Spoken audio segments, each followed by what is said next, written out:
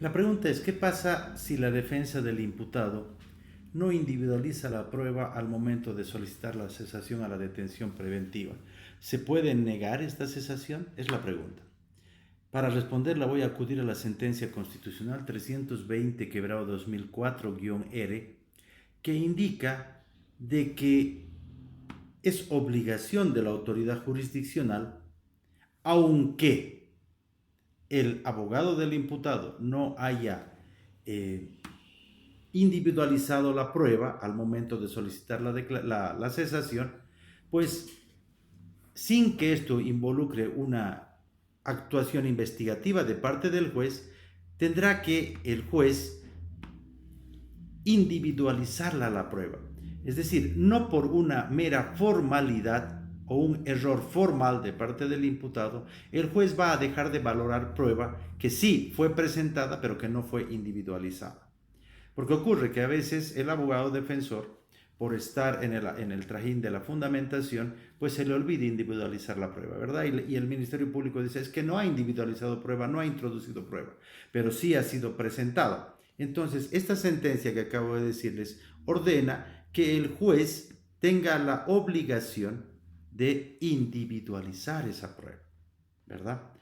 Tiene que verificar si lo que dice el abogado evidentemente tiene un sustento probatorio.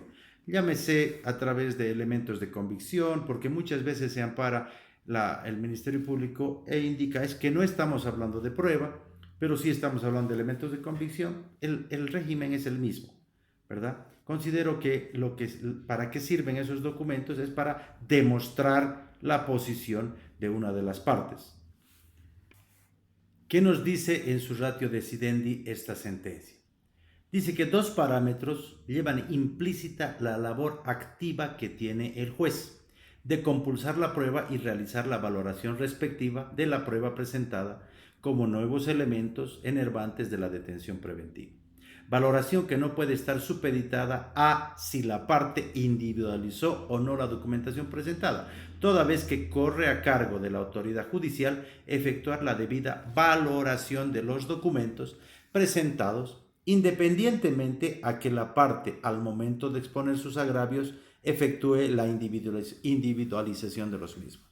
En consecuencia, al realizar la compulsa señalada, aun en los supuestos en que el imputado no logre identificar o individualizar los nuevos elementos presentados, de ningún modo implica inmiscuirse en la investigación del hecho. Entonces, el hecho de que el juez individualice la prueba que fue presentada pero que no fue individualizada por el abogado defensor, el hecho de que haga eso el juez no implica que el juez haya salido de sus funciones y haya entrado a la investigación del hecho. No implica que se inmiscuya en la investigación del hecho. Vamos a una nueva cuestionante que nos dice: la subsistencia de cada supuesto de fuga o de obstaculización debe acreditarse en base a elementos de pruebas idóneos y no en remisión a otros riesgos procesales ni a la conducta criminal del sujeto investigado.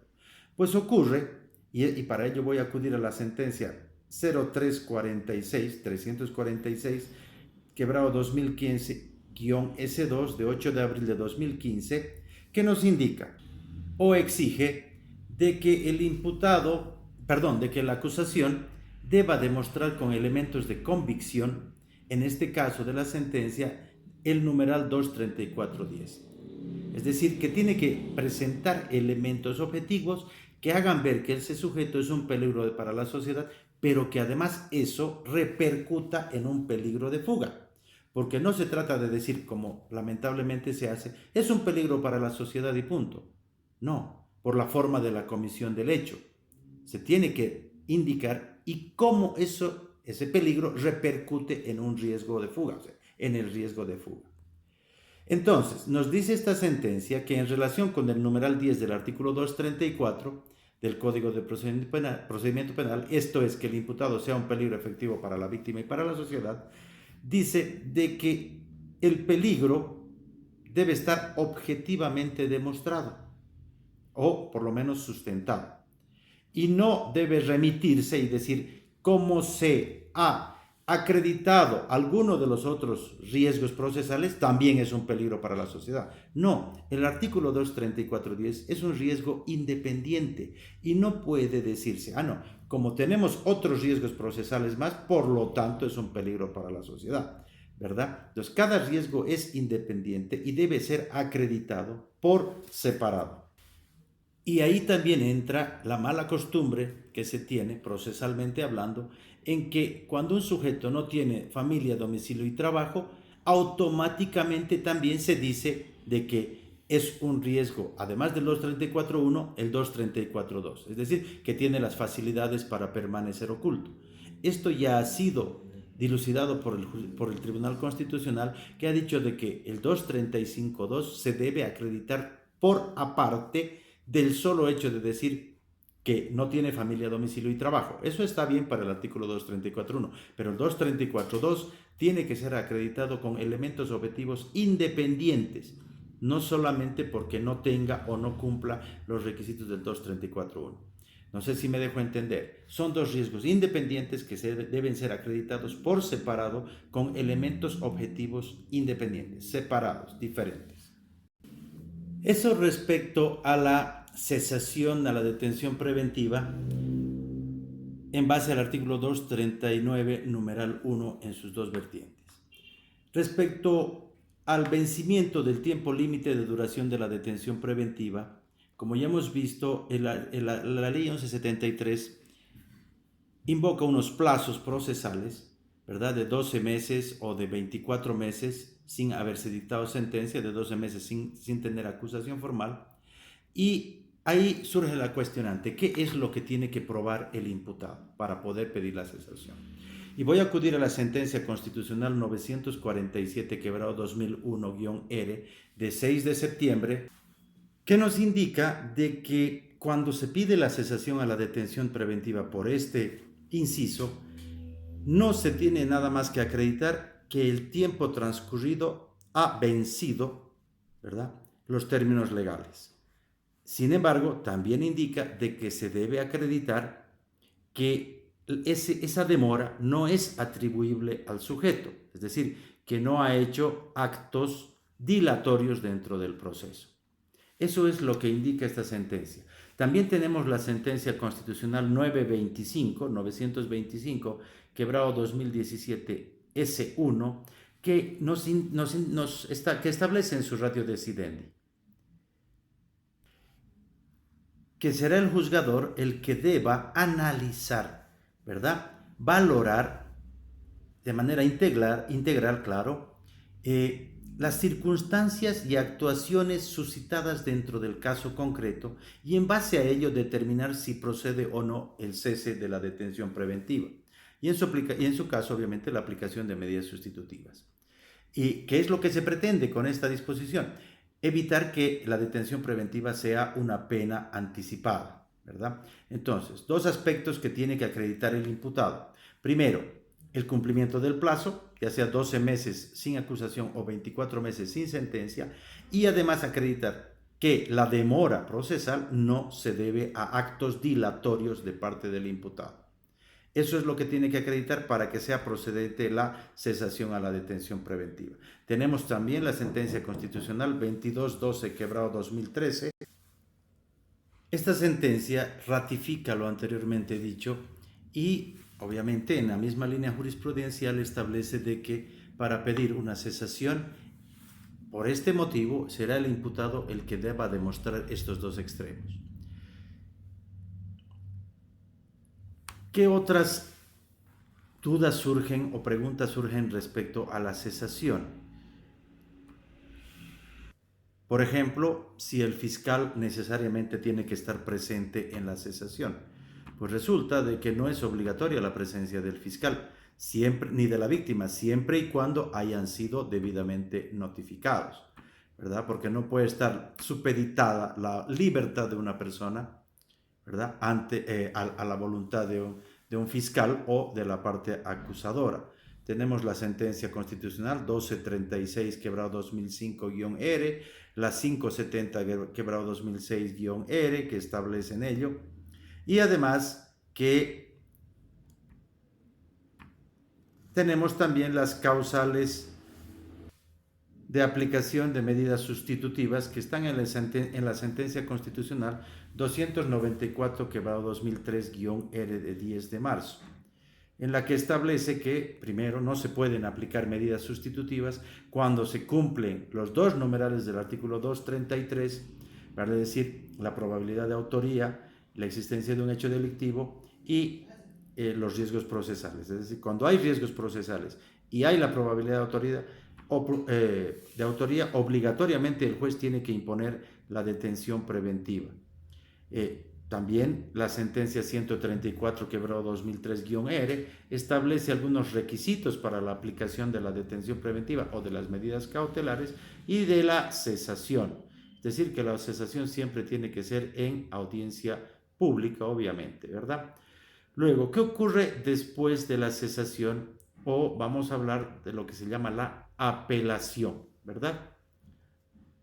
Antes de eso, quisiera hacerles una consulta. ¿Se puede tomar la forma de comisión del hecho como un riesgo procesal? Porque, ¿qué es lo que ocurre? Sobre todo en casos de violencia. Se dice, es un peligro para la víctima por la forma en que ha cometido el hecho. Pues resulta que esto no se puede hacer. La sentencia 1147/2006-R indica de que no se puede tomar como un riesgo procesal los elementos constitutivos del tipo penal. No se puede hacer eso, porque caso contrario todos los delitos constituirían un peligro para la víctima, ¿verdad? Independientemente de la forma de la comisión del hecho. Porque vamos a hablar de algún delito de robo, por ejemplo, me dirán, es que es un peligro para la víctima porque le ha robado utilizando un arma de fuego. Entonces, si no hubiese usado el arma de fuego, no hubiese sido robo. No podemos decir, como ha robado con arma de fuego, es un peligro para la víctima. Eso ya está regulado, repito, en la sentencia 1147/2006-R. Por cuestiones de tiempo tenemos que apurarnos un poquito y hablar de lo que es la apelación de las medidas cautelares. El artículo 251 del Código de Procedimiento Penal establece que se puede apelar la medida cautelar, o la medida cautelar es apelable aún en audiencia. Es decir, no necesita el abogado o la parte que vaya a apelar, la parte que se sienta agraviada, no necesita presentar un memorial, no necesita esperar las 72 horas y tampoco necesita fundamentar al momento de estar apelando. Es decir, se puede apelar en audiencia y pedir la reserva de la fundamentación, del derecho de fundamentar, para que cuando se lleve adelante la audiencia de apelación, ahí es donde se produzca la fundamentación. Esto está en la sentencia constitucional 1703/2004-R de 22 de octubre, la que indica o regula esta forma de apelación. ¿Qué aspectos pueden apelarse de una medida cautelar? De una resolución de medida cautelar. Dos son los aspectos que pueden apelarse. Uno es la legalidad de la actuación del juez y otro, la errónea valoración de la prueba, es decir, lo que llamamos procesalmente la logicidad, ¿verdad? Es decir, si fue lógica o no fue lógica la forma de valoración de los elementos de convicción presentados. Y además, si cumplió o no la ley, la legalidad. Sobre todo en lo que se refiere a la fundamentación, que puede ser insuficiente, puede ser errónea, puede ser sin el sustento probatorio, tal cual establece el artículo 124 del Código de Procedimiento Penal.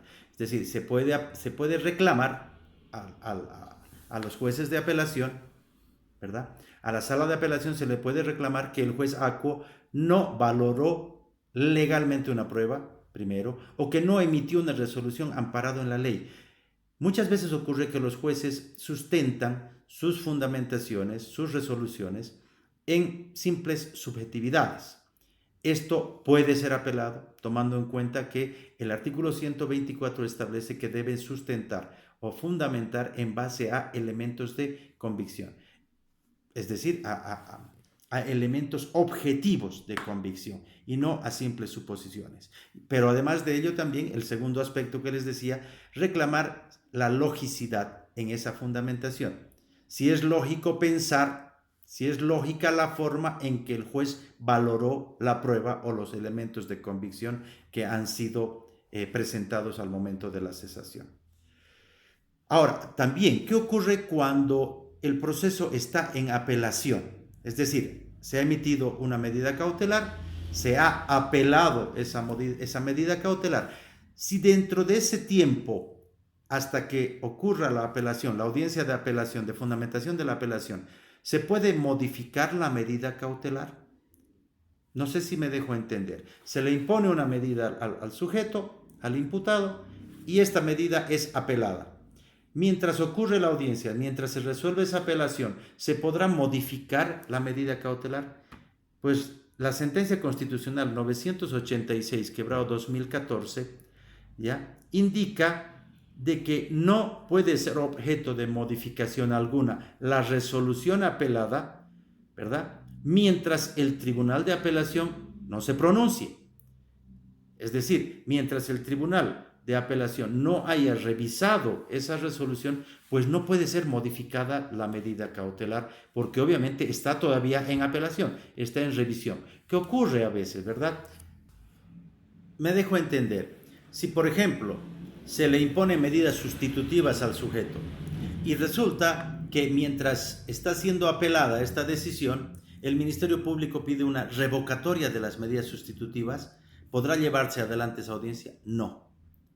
Esta sentencia constitucional que les nombré indica de que no se puede modificar las medidas cautelares mientras no se resuelva la apelación.